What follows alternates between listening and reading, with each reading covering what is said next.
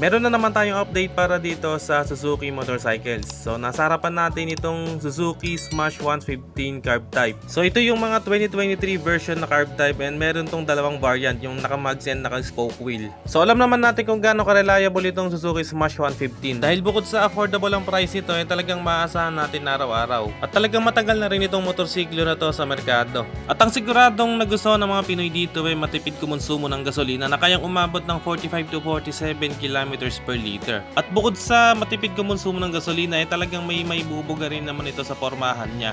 So meron siyang sharp looking design and talagang napaka-slim lang ng body niya. And pagdating nga mga tol sa SRP niya ngayon para dito sa mags type o yung naka-mags ay 67,400 pesos. And yung naka-spoke naman ay 62,400 pesos. And ngayon nga mga tol, meron tayong update para dito sa Suzuki Smash 115. So nilabas na ni Suzuki Motorcycle Philippines yung FI version nito.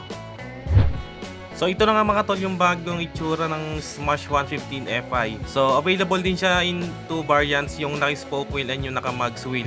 At may SRP itong 66,400 pesos para sa naka-spoke wheel, then 71,400 pesos naman para dun sa naka-mags wheel. And para naman mga tol sa mga kulay na pagpipilian natin para sa mags wheel, so sa naka-mags ay meron tayo ditong Titan Black at Metallic Matte Stellar Blue. At para naman mga tol sa naka-spoke type ay meron din tayong Titan Black at Candy Summer Red.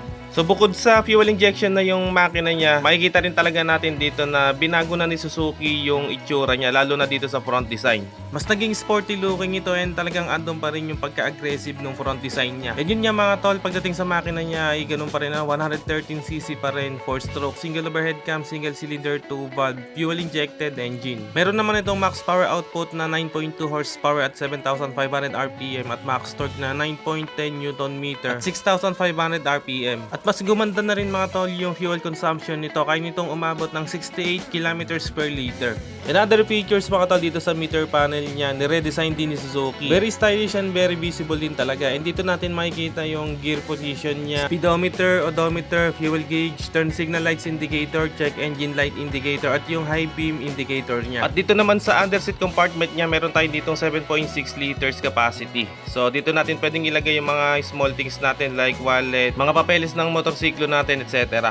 Sa gulong naman niya, same pa rin naman ang sukat sa previous model. Sa unahan meron tong sukat na 70/90 rim 17 and sa likod naman ay 80/90 rim 17. At sa mga brakes ito, para dun sa naka-mags, naka-disc brake sa unahan, naka-drum brake naman sa likod. And yung naka-spoke type naman ay parehas drum brake harap at likod. Pagdating sa seat height mga tol, meron itong seat height na 755mm, same pa rin sa previous model. At sa kanyang timbang, meron itong timbang na 94 kg compare natin sa previous model na may 99 kg. So mas gumaan na ngayon mga tol. At pagdating sa fuel tank, dun lang ako na-disappoint mga tol. So medyo bumaba yung capacity nito. Meron lang itong capacity ngayon na 3.7 liters. Na kung ikukumpara natin dun sa previous model na Smash 115, meron itong 4.3 liters capacity.